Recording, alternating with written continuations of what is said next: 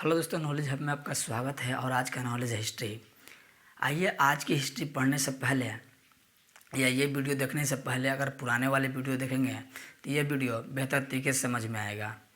मैं हिस्ट्री का 5-6 video YouTube पर डाल चुका हूँ। अगर वो वीडियो देखकर ये वीडियो देखेंगे तो बेहतर तरीके से समझ में आएगा। मैं इस वीडियो से पहले जो मैं पढ़ाया था वो मोहनजोदड़ो और चन्होदड़ो के बारे में बताया था। मोहनजोदड़ो की खुदाई 1922 ईस्वी में हुई थी। जो खुदाई करते समय जो वस्तुएं प्राप्त हुई थी वो आंगन में कुआं, सूती वस्त्र और चौड़ी सड़कें।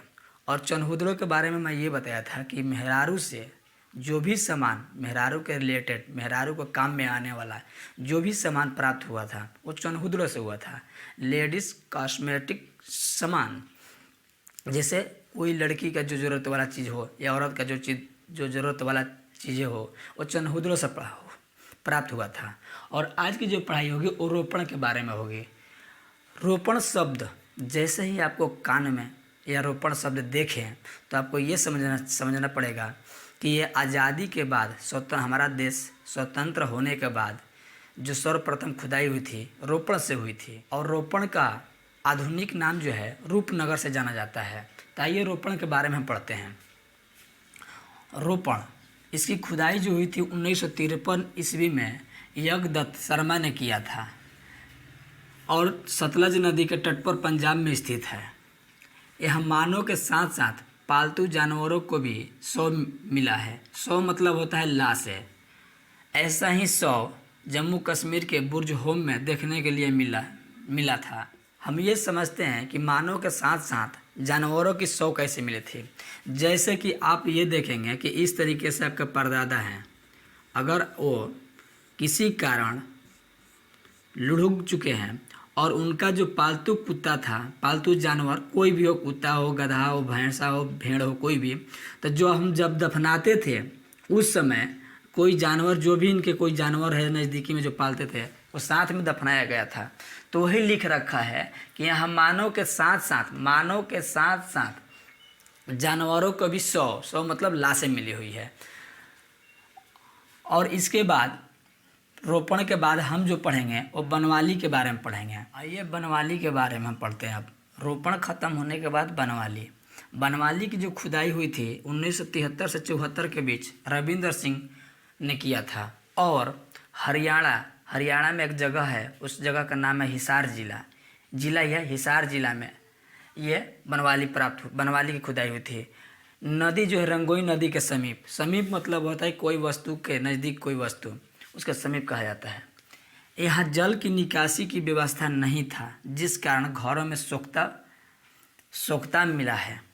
आप लोग जैसे हम लोग अपने घर के जो पानी निकालने के लिए कोई व्यवस्था करते हैं, वैसे उस समय बनवाली में पानी निकालने के लिए कोई रास्ता नहीं था। तो उस समय घर में सोख्ता मतलब ये होता है कि अगर आपके घर के पास में 2 ऐसा गड्ढा खोद दिया जाए, एक भी खोद सकते हैं, 2 गड्ढा भी खोद सकते हो, कि एक में पानी जाए और दूसरे में कुछ दिनों के बाद जब भर जाए तो दूसरे में पानी डाला जाए। जब तक ये सूख न जाए फिर इसमें पानी न डाला जाए, उसको हम सोख्ता बोलते हैं। और यहाँ की रास्ता जो थी टेढ़ी मेढ़ी थी, रास्ता सीधी रास्ता नहीं थी, टेढ़ी मेढ़ी होकर रास्ता जाती थी। तो क्वेश्चन भी पूछता है कि घरों में सोख्ता कहाँ से प्राप्त हुआ है, तब बनवाली से। और रास्ता टेढ़ा मेढ़ा रास्ता कहाँ है, तब बनवाली में। बनवाली के पढ़ने के बाद हम जो पढ़ेंगे, अब पढ़ेंगे कालीबंगा के बारे में। अब आइए हम पढ़ते हैं कालीबंगा के बारे में।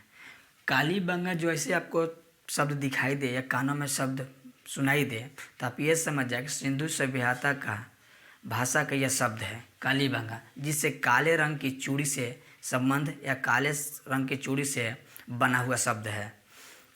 आइए एक एक करके इसके बारे में जानकारी प्राप्त करते हैं। कालीबंगा खुदाई जो हुई थी 1961 से 69 के बीच में हुई थी। इसके खुदाई करने वाले जो थे 2 लोग मिलकर खुदाई किए थे, एक बीके थापड़ और एक बीबी लाल ने किया था।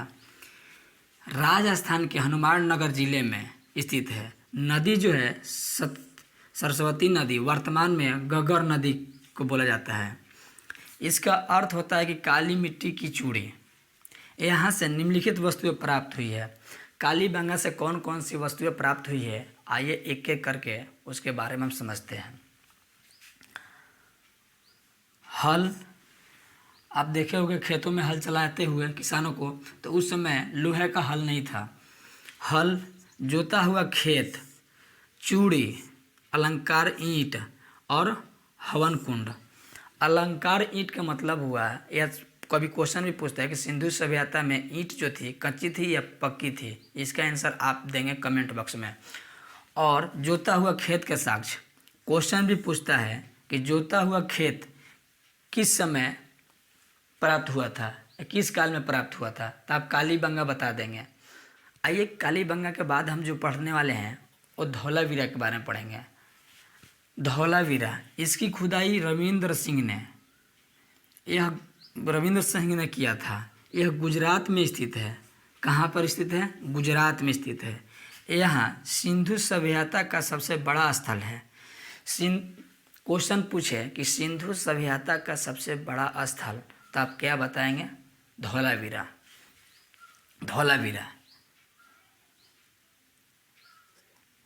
और नोट करके एक बात लिखी जाए कि क्वेश्चन के तौर पे विश्व का सर्वाधिक जोता हुआ खेत मिला है, वो कहाँ पर मिला है? तो कालीबंगा से। मैं ये बताया भी था कि कालीबंगा में जोता हुआ खेत, तो क्वेश्चन भी है कि विश्व का सर्वाधिक जोता हुआ खेत मिला है किस काल में, किस समय में, तो आप ये बताएंगे कालीबंगा के समय में।